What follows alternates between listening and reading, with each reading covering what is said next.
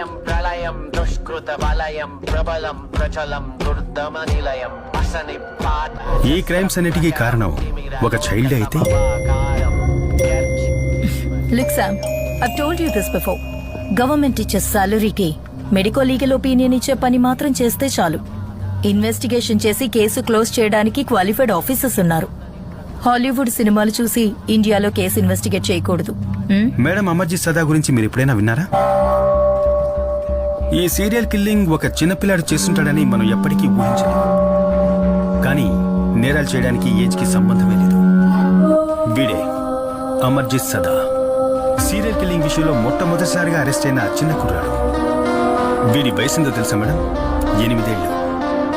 వీడి సొంత చెల్లెలతో సహా వీడికంటే వయసు తక్కువలో ఉన్న ముగ్గురిని ఇటికిరాయితో దారుణంగా తల పగలగొట్టి చంపి అరెస్ట్ అయ్యింది ఎక్కడో యూరోప్లోనో అమెరికాలోనో కాదు మేడం, ఇక్కడే మన దేశంలో, బీహార్.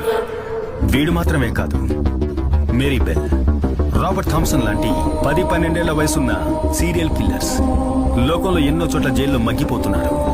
దీనివల్ల చిన్నపిల్లలు కూడా క్రైమ్ చేయడానికి అర్హులేని అర్థమవుతోంది. అందుకేగా మేడం మనకు ఒక జునైట్ సిస్టమ్. Okay Sam,